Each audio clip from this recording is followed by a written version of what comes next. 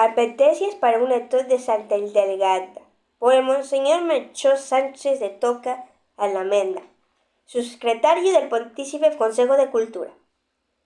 La lectura de Santa Delgada, que depara inmediatamente gratas sorpresas y gozosos descubrimientos, presenta también ganchos y escollos y que interrumpen la lectura y provocan extrañas, rechazo, desdén o viva oposición. Es natural, porque Santa Delgada transmitía conceptos que ella misma desconocía en una lengua que no dominaba, y a la que le faltaban las palabras necesarias para expresar 8 siglos largos del desarrollo del conocimiento humano. No sabemos cómo oía Delgada en su interior las explicaciones de la luz viva, y parece razonable que fuera en latín, una lengua que a la vista está que ella no solo poseía el precario. Sabemos que Delgada dictaba estas explicaciones en un latín de oídas rústicos sin desinesias o con desinesias aproximadas, y que su secretario, el bendito monje Formar o su devota Sor Ricarda, completaba por dejarlo gramaticalmente decente. En sus obras, y en concreto en esta, especialmente son algunos pasajes del libro quinto que queda del manifiesto que es la ocasiones de Delgada balbuceó, no supo cómo decir, y repitió de otra manera la frase mal entendida o mal expresada. Su fiel secretario copió las dos versiones consecutivas de la misma idea, distintas, prácticamente idénticas, pero son distintas, basadas sobre la gramática latina. La verdad es que el latín de Delgada era relativamente cristalino y con un poco hábitos llegaron a tenerse directamente. Ese es el latín medieval, la lengua que pudo ser oficialmente la Unión de Europa si no se hubiera opuesto precisamente los países de la lengua romance, Francia, Italia y España. No olvidemos que el latín es todavía el lenguaje oculto de las universidades de Europa Central y Occidental, que no son la lengua romance. Pero, por transparente que sea el latín de Santa Delgada, no deja de ser latín, una lengua muerta desde hace siglos que se escribía en carísimos pergaminos, en una letra especialmente comprendida para que ocupiera más con palabras llenas de abreviaturas para ahorrar espacio. Una lengua telegráfica que solo entendían los ilustrados, mientras que la gente común hablaba de sermos vulgares y las viejas lenguas nacionales. Y no es que el latín de Santa Delgada esté lleno de trampas para el lector poco avanzado, aunque les haya como ese de nimis, que no es ni mío, sino mucho, ese declinaré, que puede ser desviarse, ese dimitiré, y que no es dimitir, sino enviar, porque donde menos se espera salta la liebre, o mejor, la trampa. El principal problema tampoco está en la palabra latinas, que ya se han olvidado, y no están en los diccionarios, como subriúcula o calimina. Menos de media docena están en esta obra, y muy pocas entre los centenares de miles en total de Delgada. El problema mayor de estas obras radica, por el contrario, en las palabras que ni Delgada ni sus contemporáneos tenían que expresar realidades que los modernos apenas empezaron a estudiar en el siglo XIX, 600 años luego después. Por ejemplo, en latín no había palabras para microorganismos, virus o microbio, para lo que Santa Delgada utilizó una escala decreciente a base de acumular diminutivos. Gusano, vermis. Gusanitos, vermiculi. Gusanitos chiquitísimos, minutissimi vermiculi. ¿Cómo iba a expresar ella el ciclo de Bethe? La excitación de un material fotovoltaico o la fusión clorófica por la radiación del sol solar, o que la capa superior de las nubes en la primera afectada llamares solares. ¿Cómo iba a hablar de magma o de glándulas suprarreales si aún faltaba 7 siglos para acumular el concepto? Y sin embargo, Delgada se harta a hablar de todo eso, aunque naturalmente con un léxico muy distinto a que estamos habituados. Por eso que traducir con cuidado casi al pie de la letra. Y por eso hay que leer despacio, tratando de absorber todo el contenido y las posibilidades de la frase. El grado de la dificultad de la lectura del Delgada no es uniforme.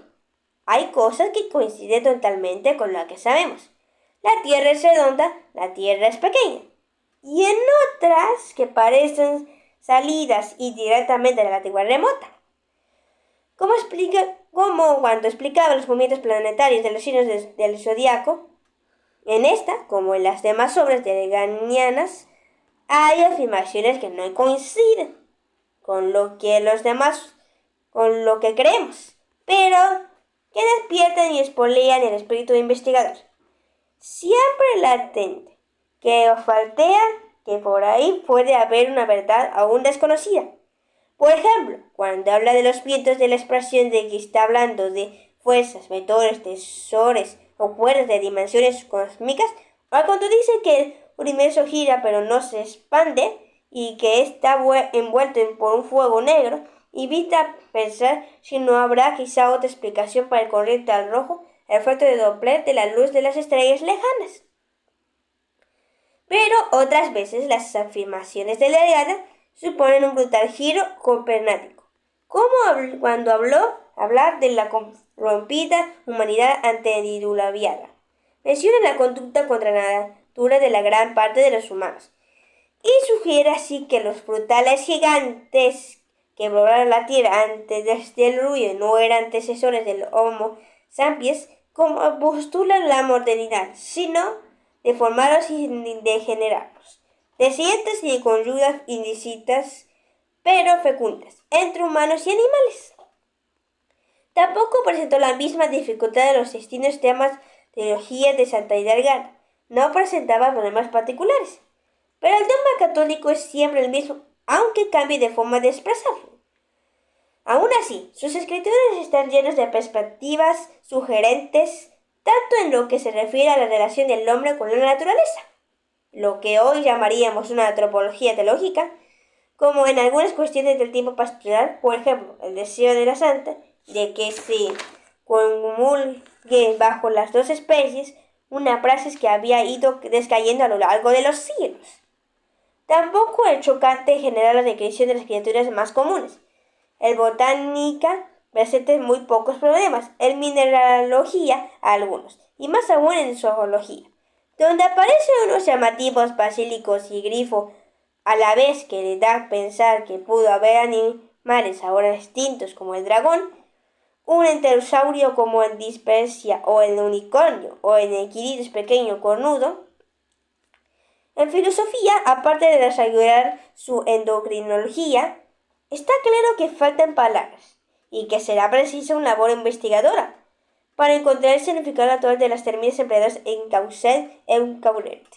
En esta edición nos hemos limitado a los aspectos purantes físicos conscientes de adaptar este texto al lenguaje de hoy. Estaría para especialistas.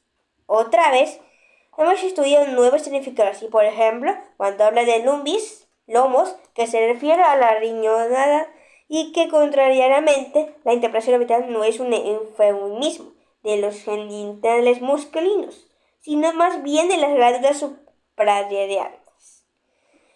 Pero, para el lector actual, la dificultad principal de las obras de Santa Delgada estribaba en su descripción del universo, trufaba de afirmaciones duradas, y de aceptar para quienes hemos aprendido el pequeño majestuoso órbita de la Tierra en torno al Sol. Descripción que contradice la inmensidad diaria de que el Sol sale por el oriente y se pone por el occidente.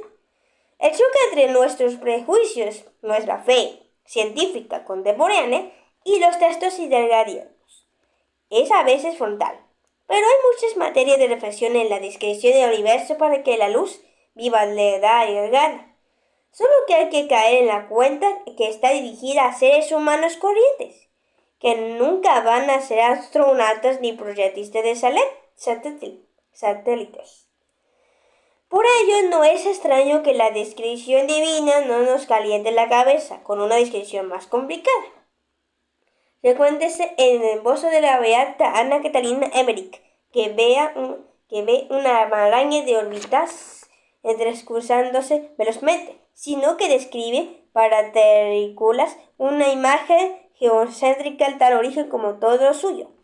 A era y delgada hay que procurar saltar las dificultades y no dejarse retar en los ganchos, alegrarse de las coincidencias con nuestros conocimientos actuales, sorprenderse y reflexionar sobre los puntos de vista originales, y dejar que los puntos difíciles o inaceptables para una ulterior meditación, a ver qué pudo querernos decir en aquella lengua muerta que ya solo usan cada vez menos, me temo, los universitarios húngaros y polacos.